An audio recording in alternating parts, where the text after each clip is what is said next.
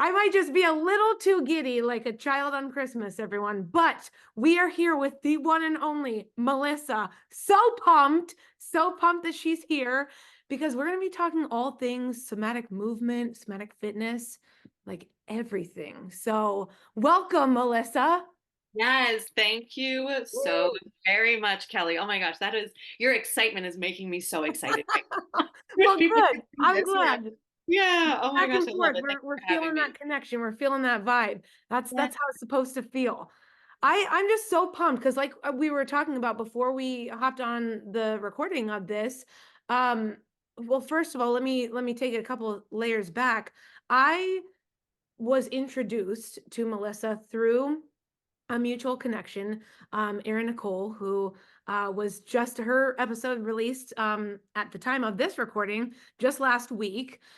She's a phenomenal human being as well. And I told Melissa, I said the first time I saw Melissa on an event that was hosted by Erin, I was like, this woman, hello, I need to be connected with this woman. Like, Mhm. I need more of this. Melissa brings such incredible understanding and wisdom to this topic that is not widely talked about, as I shared with Melissa before we started recording. And it's something that I'm just starting to get my to wrap my brain around.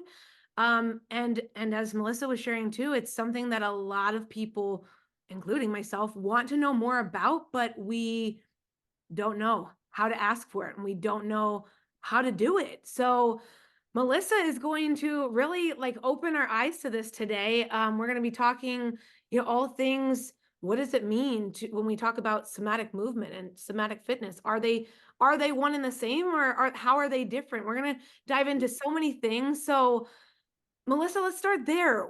Let's start with let's start with what is somatic fitness? Can you explain that to the listener and viewer of like what does that mean? Yeah, absolutely. Okay, so somatic fitness. When Yeah. we look at that word somatic, we see that word in there kind of soma, Yeah. right? And Yep. when we look into that word, we start noticing that that word has to do with, or it's defined in kind of multiple different ways depending on the way that you're looking at it. It's the feeling, right? And Hmm. I kind of use the words, it's the feeling based part of our body. It is the body that feels, and that is very much an internal part of our body, right? We have the external part of the body, our sensory receptors, where Yeah. we take in the information from the outside world. Right. And then that translates and communicates in our body Hmm. to different energies and different feelings and those different sensations that we experience. If I were to kind of place this up against the knowledge you currently know about fitness, right? I kind of use the words the conventional fitness model that we all know. Yeah. But right now, what you might know about fitness is you know about the calorie counting, the macro counting, the getting into the gym and pushing your body and driving those weights. And, you might even be somebody who works out 5 days a week because that's what you see everyone else doing, or someone told you that that's what you needed to do in order to see the results. We very commonly look at fitness as that. We do also look at fitness as the fitness classes, yoga, and things of that nature. Yep. I think when we really want to get clear on that understanding of somatic fitness, I like to steer a little bit more towards the understanding that we have of what's really happening in the gym with the weights and the machines. When we're in there, and what we've really learned through this industry is we need to quote unquote look a certain way. Mm. And so a lot of the emphasis is placed on the outside of our body and what it looks like. And we have been told for many, many, many, many years, decades even, that the way that we look, that the way that we physically look on the outside of our body defines our health, defines if we're, quote unquote skinny or quote unquote overweight or athletic or whatever the words are used out there to describe ourselves. Yeah. That is one piece to our puzzle, right? The other piece to that puzzle is there's an inner environment that we all have inside of our body. this inner environment that essentially makes our body work on its own. It functions on its own. And when we only pay attention to that conventional fitness model that we know, we only pay attention to that outside picture, we completely forget about that internal system and tending to that. Yeah. And so somatic fitness is really tending to that inner environment, right? All of those different feelings, the emotions, the energy that is inside. And when we combine both of those together, right? So when we combine that external piece, because that is needed, right? I define that as like that's our exercise physiology. That's Yeah. where a lot of that practical data comes in. We absolutely have to make sure that there is this time under tension, if you will, when we're lifting a weight to see that result. We Yeah. have to make sure that's there, and we also have to make sure that there's this inner focus, or what I use the word as that strong mind to muscle connection, to make sure that that bicep, when we're lifting the muscle, that that muscle is working at its absolute highest capacity. When we are not worried about that inner soma feeling, that mind to muscle contraction, when we're lifting weights or even we're doing body weight movements, we're Yeah. only like working at half the capacity, right?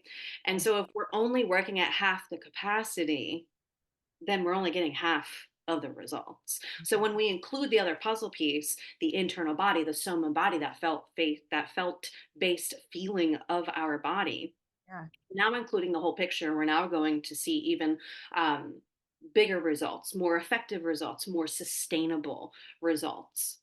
And the other thing that I like to share about somatic fitness is you get to direct yourself Mm. in your fitness. So, me as the trainer, I look at myself as the trainer and I look at all the other trainers and every other health coach, right? I look at all of us as we are simply your guide, Yeah. right? For everyone who's receiving instruction from us, we are a guide, Yeah. but we are not the full on answer, right? Right. I am not inside of your body. I can instruct you in a particular way. I can instruct you with a specific protocol to get you to a specific physical result that you're looking for. Yeah. At the end of the day, though, your body's going to give you a yes or a no that it feels in alignment for you. Yeah. So, for example, I have just a weight loss client right now.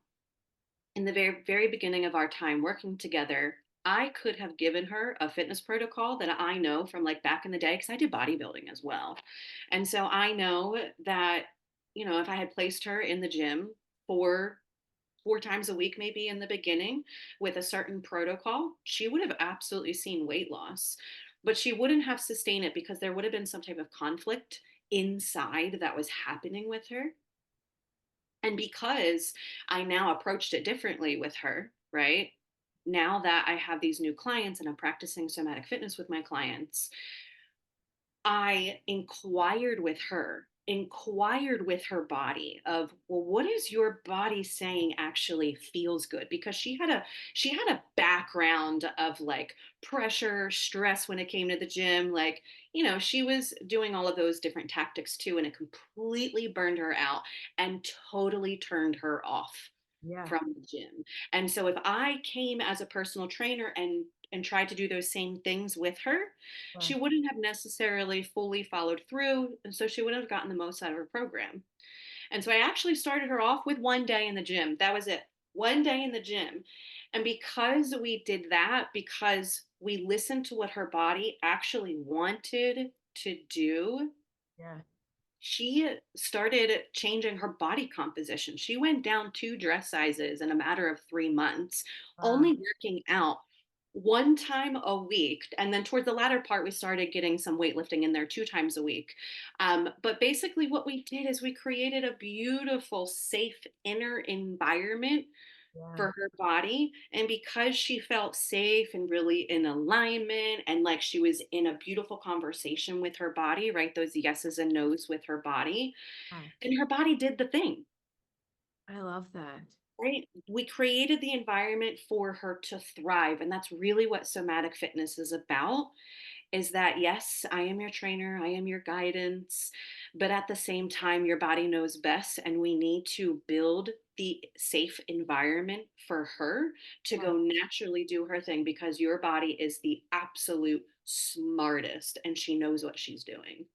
Oh yeah. Oh my gosh. I mean, mind blown emoji over here. This is I I knew, like I said, on some level, like what can happen when you tap into the body and really listen to what the body needs, but I didn't even think or put two and two together that hello, you could also do that with like resistance training and weightlifting. Like why not? That's just yeah. That's really insightful. So I guess to that point, then how do you, when you think about somatic movement and fitness, what's kind of the difference, do you say, between somatic fitness and movement? Because I've also seen you do like, for example, during that experience, back in January of 2024, you were doing I would say more movements that it wasn't necessarily fitness, it was more movement based. So how do you classify the two and like kind of separate them so that people can see, this is how somatic fitness may look, and then this is also on the other side how like the movement piece might look. Both Yeah. can be used obviously together and separately, but how do you differentiate between the two? Yes. Thank you so much for that question Yeah. because what I'm building out. So, if we want to visualize somatic fitness is like an umbrella. Yeah. Okay. Yeah. Somatic fitness is the umbrella. Somatic movement is a part of this. So Okay. let me break this down. So, right, what I'm teaching, what I'm putting out into this world, somatic fitness is made up of intentional strength training, right? So, kind of what I was just talking about in the gym, Yep. intentional strength training, stretching and releasing. So, stretching the body, right? Think about yoga. This is what we all know. And then somatic movement, which is a lot slower. It's Okay. very slow. And I would actually, so what I really want to share right now is because the words somatic movement, we are starting to see this show up right now in the industry. What is the app that's out there right now? I think it's called the Better Me app. Okay. It's probably the biggest app that I'm seeing out there. And so, visually, what you might be seeing when you see somatic movement is just somebody sitting or standing, and they could either be shaking their body, right, or shaking different body parts, Okay. um, or just placing their body in a specific position and Okay. then offering a very slow and intentional movement. And the purpose of that is to actually release tension in those muscles, Ah. Mhm. right? So that's what I'm teaching is somatic fitness is where I'm working with a client or I'm working in a group fitness class and I'm combining all three of those aspects. So I'm combining that intentional strength training, that intentional strength piece. Yep. I'm combining that somatic movement, which is really the release of the muscles by simply just taking your attention towards the muscle itself and offering it such slow movement that you probably feel like you're moving too slow, basically.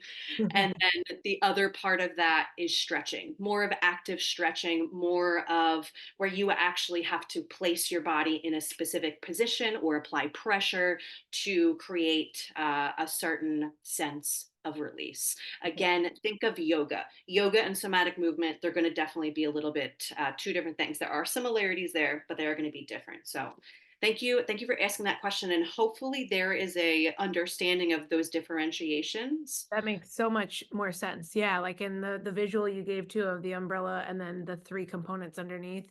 Yes. So like I'm a visual person too, so that is super helpful. Perfect. And I'm I hoping everyone listening is very yeah, visual too. So I yes, try to paint yep. pictures, my words, so you can totally see what's in my brain. I love it. I love it. You spot on. It was perfect. So now I guess my next question is, okay, how did you get to this place? Because yes, you are a certified personal trainer and a nutritionist. So most trainers out there are not doing this. They should be, and they're not.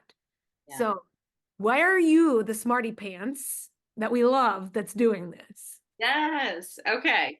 So I am the smarty pants. Like, okay, I have hit burnout like everybody else, right? I Yeah. think a lot of people have hit burnout or are starting to move into that. Yep.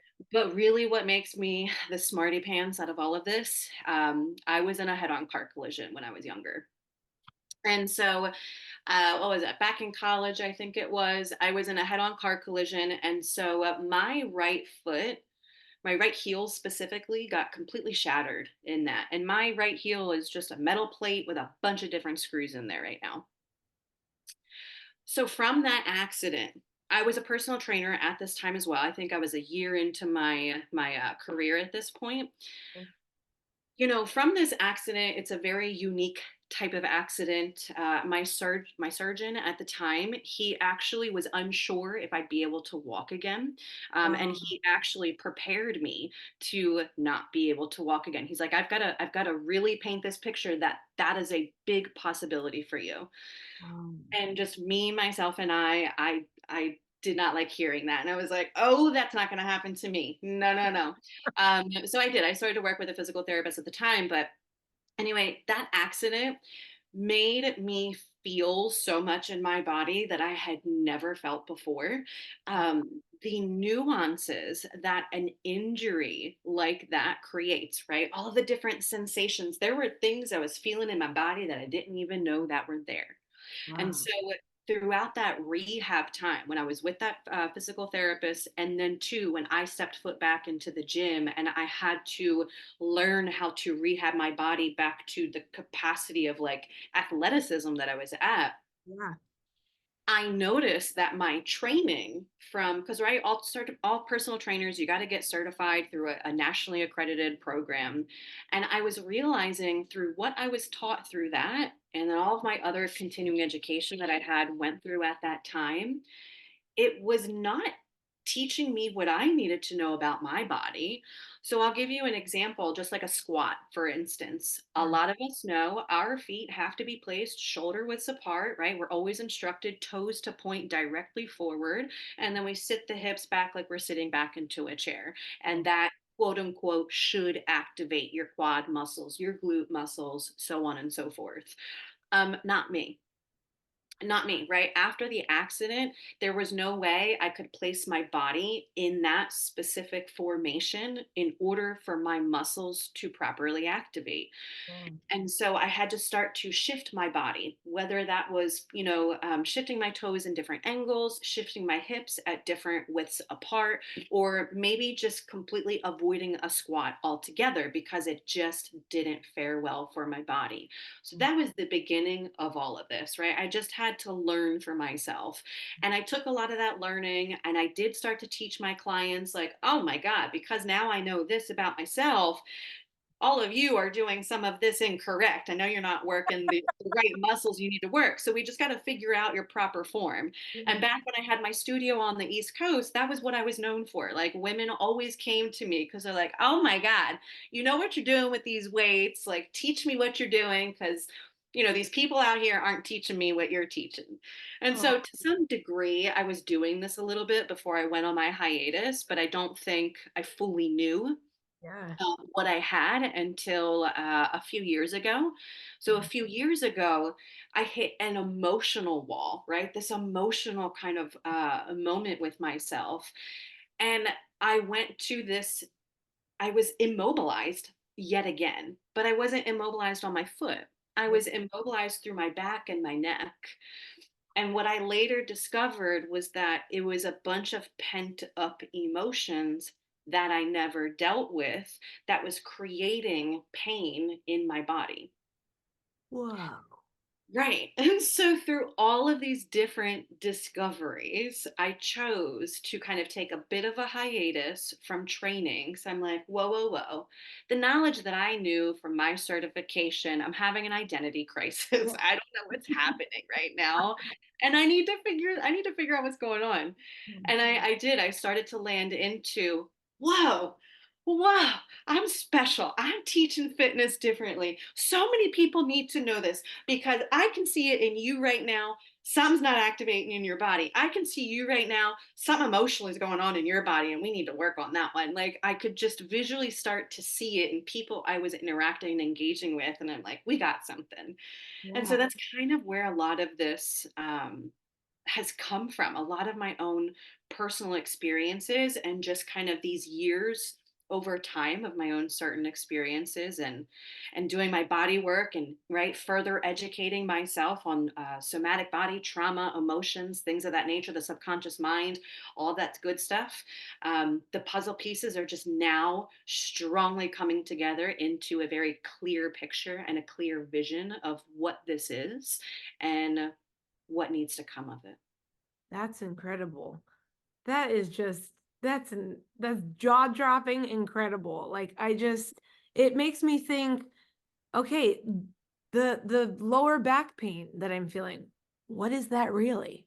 Right? Like, because it's not that I pulled my back. I haven't lifted anything super heavy. So it begs you to investigate. I guess Yeah. my next thought related to that is like, how do you start to unpack that? Like for me, I'll use my example right now. Like, how do I, okay, I've got this lower back pain. Then what? Mm. What do I do next? Yeah, yeah. I love that. So, like, my first thing always is follow the curiosity. Yeah. Thank you for following this curiosity because that's always the first part is this access point that you're recognizing it because not a lot of people want to recognize it, right? Yeah. So, I just want to kind of shout you out for that with your recognition and awareness. But yes, right? So, you're taking this curiosity and you're like, I got this tension, this soreness. What could it be? Yeah. And so this is then where you go out, kind of finding your answers to the information. You're in front of me right now. I have information for you. I have Yeah. information for you. But so the back actually has to do with kind of support or burden, right? If you feel like you're Mhm. taking on burdens or you feel like you're supporting other people or maybe you're not receiving support, it's more so kind of towards that burden aspect. Yeah. But it's really getting curious of where it's coming from. And so I always like to ask people, like, is it physical or is it emotional? And you kind of just did that, right? Without even knowing that. You took your curiosity and you were like, well, let me acknowledge it's not from a physical situation. I didn't pull my back out, I didn't strain it in any way. So this has to be something emotional or kind of energetic moving through me right now. Yeah, we could still look at the physical piece and question, oh, could there be some tight muscle somewhere? Because that is always a huge possibility. We are very sedentary individuals anymore. So we need to know and have that understanding that just a sedentary body is just going to have tightness throughout. So there could be some muscles kind of tugging on the back. Usually you'll see a lot in your hamstrings. If your hamstring muscles are tight, they tend to tug on that lower back and tighten it up. Okay. But I would say that could be not as much as what you're experiencing. It could be a little bit more of the emotional and the energy piece of what's showing up right now for you. I feel Right. that. Yep. But that's really kind of how you want to go about this is allowing yourself to be aware because we Yeah. don't like to feel. We love to run away and Yep. distract. So you Right. have to give yourself that opening and that permission to be aware of this. And then really ask that question, is this physical? Is this emotional? Could it be both? Let me tap into both. But that's the emotional piece is a lot of what we're all missing. That emotional and energetic piece, a lot of us are missing that. So we want to include that kind of in that curiosity, in that investigation and discovery. Oh, that's great. Thank you. I mean, this may sound a little wild, but already, like when you said that it's like a burden, and I'm thinking about what that thing, like when you said that, I was like, boom, I know it. Like, and already I feel like before I could pinpoint that uncomfortableness, and already I don't feel as much of that because I pinpointed it, and I'm like, and I know that thing is temporary too. It's like a temporary burden. And so already I'm reminding myself of like, it's not, this thing that you're thinking of is not forever. It's coming to a close very soon. But also, there are things you can do to support your body to Yes. help alleviate what you still currently feel right now. Absolutely. And thank you also so much for sharing that. This is a beautiful lesson for everyone that's listening. Quickly, it was a quick share, right? And you resonated with that idea of burden. Yep. So, what you just did with your awareness, your attention, you placed it here. Yep. And so here's what I like to do when I talk with people and I talk to clients. I'm like, let's think of parts of our body as another person. Let's personify this really quickly. So let's personify your back, Yeah. right? This is a friend, a spouse, or whoever. You just paid attention to them, Mhm. right? And when you pay attention to someone, they're like, oh my God, you hear me. Yeah. Oh my God, you see me. Oh my God, you love me. Here.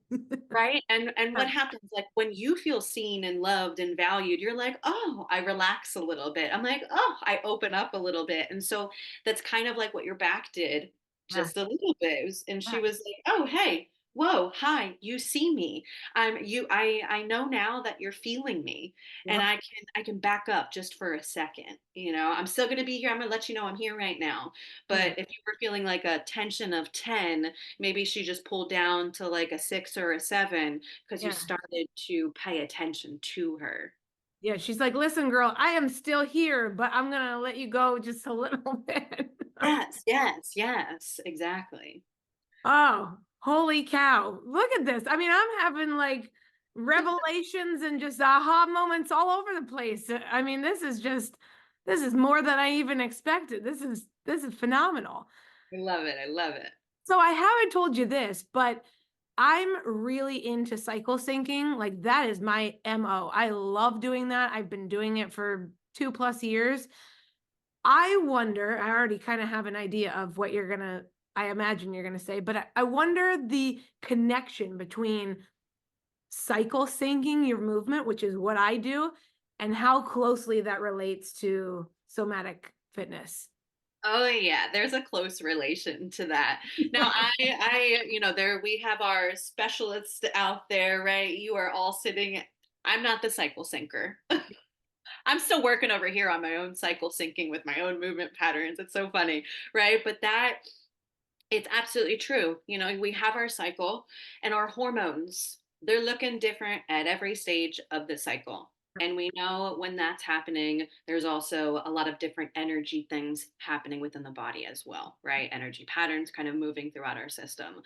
And we want to cater to that. And I'm sure you probably use that a little bit in your teachings as well, is that we want to cater to those cycles or cater to those phases. Yeah, Because again, we're here to support that environment that's happening inside of us. When yeah, we don't cater to it, what happens? We wreak havoc. I mean, yeah, I know when I have my cycle, if I have like a loaded week that week, like a super busy work week, or I'm on my feet, or I'm like in the gym pushing weights, there is so much like friction kind of happening, and I start to feel tense and stress, and that's not good. I'm not really supporting my body in that aspect, because our cycles were supposed to be really, gentle during that week and just kind of allow what's happening inside to happen inside. yeah. So yes, movement, somatic fitness, and those different exercises and movement patterns can be implemented to support those different phases, if you will. I love that. Oh, Yeah. that's beautiful. Mm. So if we were to, hypothetically speaking, hopefully we can do this. If we were to pick up something today that, and by that I mean that I'm not doing a very good job of wording this, but if we were to pull something out of our bag of tricks that you, Melissa, are going to share with us, maybe here in a moment, what would be something that we could start to do in the movement piece, right? Mhm. To start to get our bodies ready to move into those 3 phases of somatic fitness. What is something that, like, if someone's like listening to this and they're like, okay, I'm ready, Melissa, like give me something. I'm ready to start going. What would be something that like they could just start to begin to do on a daily or just a, semi-regular basis if they're not quite comfortable to do it every single day, but they want to start moving towards that, what's something we can start to do that, is not like, oh God, I need, 50 minutes to do this. Yeah, yeah, yeah. Well, let's see. The root of somatic fitness, really what all this is built around, it's built around intentionality Yeah, and connection. So I don't know if this is the answer that people are looking for right now or want to hear. But this is going to be my answer. do it. So Say what you can, yeah, what you can do today, right? You're listening to me, you and Kelly, and what we're sharing, and it's deeply resonating. The it. thing that you can do today, literally right after this, is to connect in with your body. This is what I do with a client before every single workout. And this is what I share with everyone prior to every single workout. Because again, right? We can go into the gym and lift the weights and do the thing. Right, If we are not with our bodies at that time, if our energy is somewhere outside of ourselves on the to do list or what have you, we're just wasting time and energy. And so this is kind of like a new habit, a new behavior we have to adopt yep, is being with the body while she's working out, right? Not allowing her to just drift off somewhere. right, And so the easiest practice I always communicate with others is a sensory practice, and it's connecting with your five senses, perfect. right? We have our sense of touch, we have our sense of taste, our smell, our sight, and our hearing. Mhm. And so you don't have to tap into all five of them, but if you do, that's great because you're really going to be with your body at that point. But you could tap into like one or two of them, but you want to activate them. You want to wake them up, if you will. Yeah, So let's say, for example, if you wanted to activate your sense of touch, you can just take your hands, you can rub them together. When you start rubbing them together, you'll actually feel your fingers. You're going to start to feel some warmth, some yeah, friction happening. And before you know it, you're going to feel your attention just pull right into your hands, yeah. right? You can take your taste, chocolate, food, a drink, something. You Mhm, want to savor on your taste buds for about a minute or two. Let it sit there. Let yourself savor the taste. Your mhm. smell. If you want to use perfume, essential oil, maybe you want to walk by flowers and smell the flowers, something of that nature, but taking in the scent and being with it. Yeah, Because when you pause, right, you're not sitting here rushing around trying to get to the next thing or trying to get to the workout or trying to finish the workout because you don't want to be there at that time, right? Because a lot of us just don't yep, want to be there. yep, You connect in with your five senses, and again, it brings your energy and awareness. It kind of brings it in. A lot of us like to expand it outward because we're all worried about what everyone else is doing. Forget everybody else and bring your attention and your energy to you with those practices. And then when you connect into your sensory and then you move into your workout, you might even notice you're strong, like you're more there, you're more present, you're stronger, you're feeling it more. yep. That's one practice I would recommend. I I'm love gonna give that. you one more Oh, practice yes, I'll please. recommend. Yeah. Another practice is a sensory walk.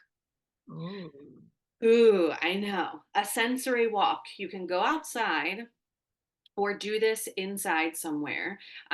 I highly recommend going outside if you have access to that. No headphones. Leave the headphones at home. No music, no calling anybody, no scrolling on social media. You are there outside with the sounds that surround you. And then again, yourself. yeah, So again, you're kind of outside utilizing your senses to pick up your different surroundings. yeah, But then also too, while you're on that walk, go slow. Walk a lot slower than what you're used to. A lot of us walk like we're just power walkers. Yeah, because we're like, oh my God, I gotta burn all the calories, or I gotta get to my next appointment, or whatever the thing is that's moving through you. Slow it down a notch, okay, right? Slow it down a notch because again, when you slow down, you're then kind of forced a little bit to be with the present moment, yeah, be with your body in that moment. That's Oh, our objective, right? We're trying to pull you in, we're trying to bring you with your body when you move so you can feel those nuances. And so the body can tap in and work smarter, yeah. not harder, That makes right? sense. I love sensory walking. I love that idea. I need to do that. Mhm. Thank you very much for sharing that too. And I know then this, what I'm about to ask seems then almost counter to what you just said.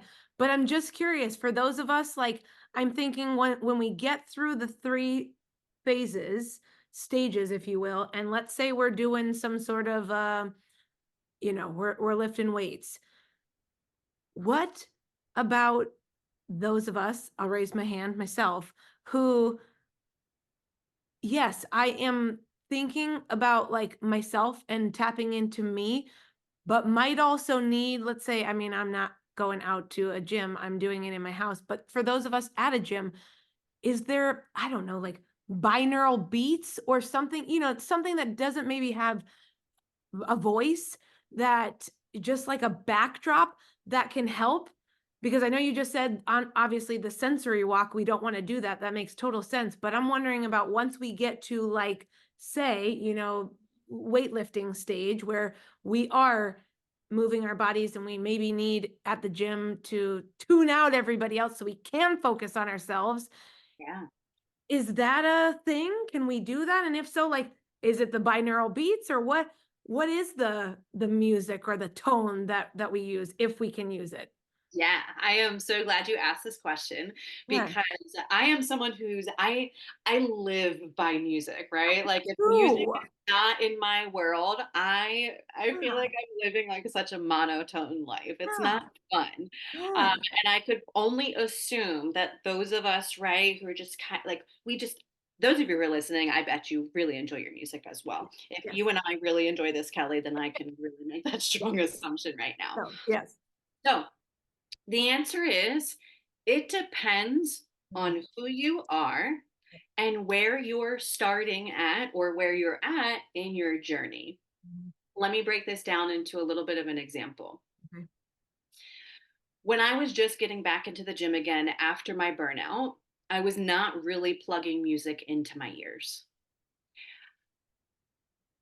Now I plug music into my ears, Yeah. right? Because there is a degree for me where music offers like this motivating factor, Mhm. right? It offers motivation, it gets me hyped up. Yes. And I know that's very true for many people. Yep. At the same time, we've got to recognize where we're at. If we notice we're somebody who is just like a distracted individual, like again, we want to pay attention. If you're someone who's super distractive, we want to check in. If adding music is it actually helping us? We know we love it, or is it distracting us? Right? Because that answer could be super different for everybody. You might notice that you are a super distracted person in general, but then you might notice, well, when I go to work out and I listen to music, that actually taps me into my body a little bit more, right? If we recognize that about you, I'd say, great, let's do that. Let's do music.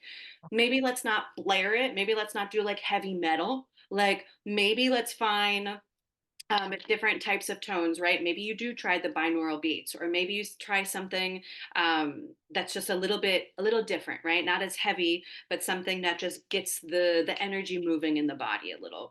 Or even too, you can play with volume. Maybe you're someone who used to just crank it up so high, but maybe you take it down a couple of notches to be able to still kind of hear that music Yeah. and still kind of really begin to create that connection in your body, Okay. right?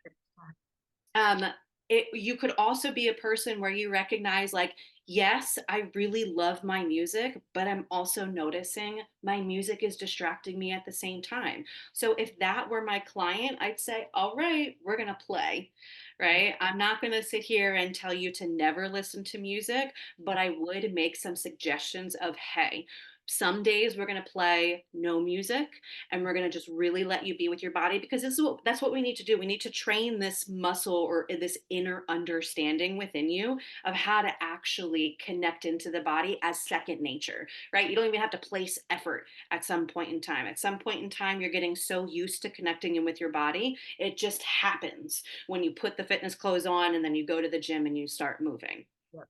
So it really does. That's how I would really go about that approach. Is depending on who you are, and if you are someone who loves music and thrives in it, we just want to check in. We Yeah. just want to check in. Is it truly offering you support and connection into your body?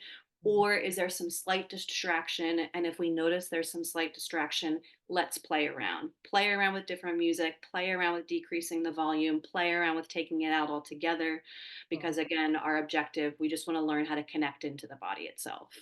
sure. I love that. I'm thinking myself, like, of experimenting with that, and especially with looking at music that doesn't have somebody speaking, right? Yeah.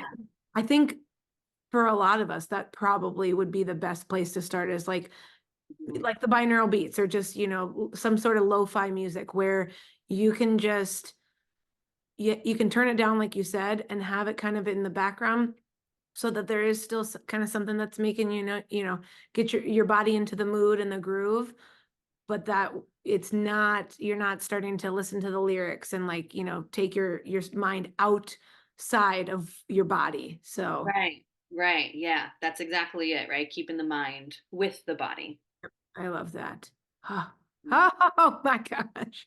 Okay, so I mean, we could literally be here all day, but I need you to share how women can work with you. And then we're also going to set up, after we chat here, you're going to come into the podcast Facebook community and you're going to do a session with us. I'm so pumped. So let's talk about ways to work with you, because, like, hello, and then how to connect with you too. Absolutely, absolutely. So currently, I'm offering a one-to-one personal training with clients. I am offering that locally in San Diego. If you are there, if you are not there, don't you worry, because I am now offering it virtually as well.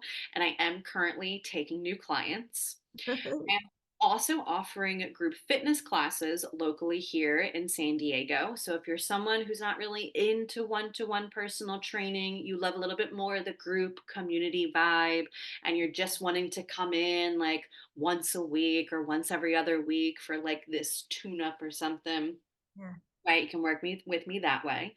Cool. Let's see. In the future, I will have a few passive programs coming out, Ooh. where you can kind of work at your own pace. You don't need me as your coach there or trainer there.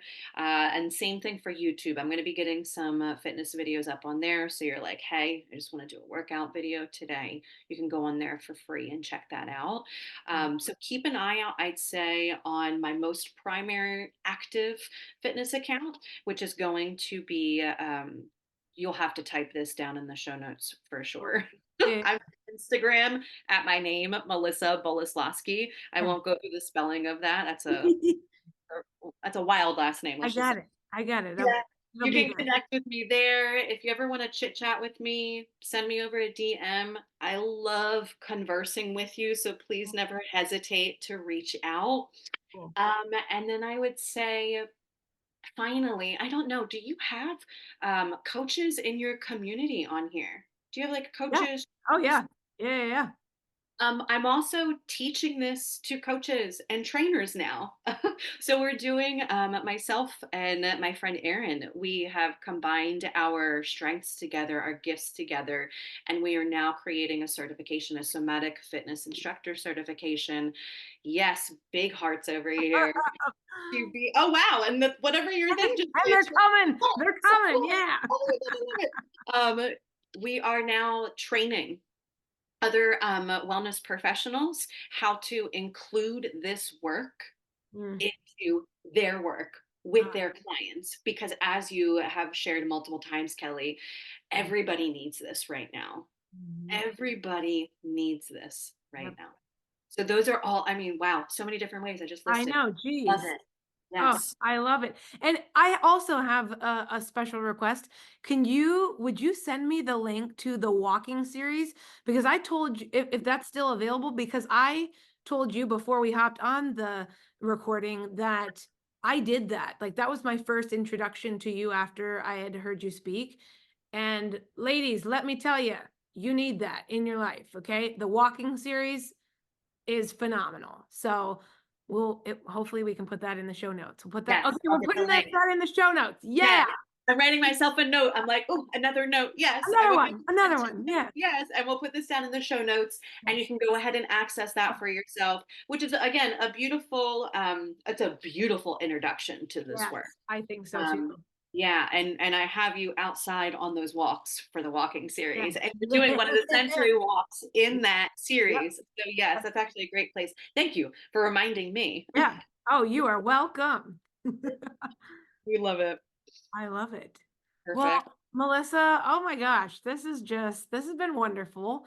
I Yeah. feel we're gonna have to, there's gonna be a part two to this for sure. I mean, but beyond the fact that you're coming in to the podcast community, there is gonna be a part two because this is just, I know it is just gonna continue to keep evolving.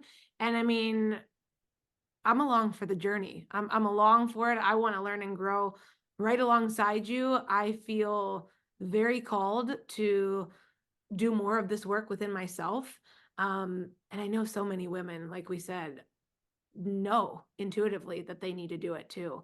It's just we need it, you know, it's the next evolution of our growth, Yeah. really Yeah. tap into our bodies. So thank you for leading the charge in this. It's Thank you. incredible. I can see it. You, all of you cannot see her face right now, but I am so deeply appreciative because I can see her face and the sincerity that Yeah. you're having right now. And Yeah. again, I thank you for everyone who's here listening right now and just taking all of this in because Kelly had mentioned something at the very beginning of this podcast is you might have that intuitive nudge and you really don't know what questions to ask Yeah. or where to go. And yes, I am here. I am ready and I am forging this path for all of us and we will all figure it out You together. will. We'll get there for You sure. will. Go Yeah. connect with Melissa. That is number one homework piece of an item to do. Go connect with Melissa. Go do it. Yeah. Thank you. Thank you, Melissa.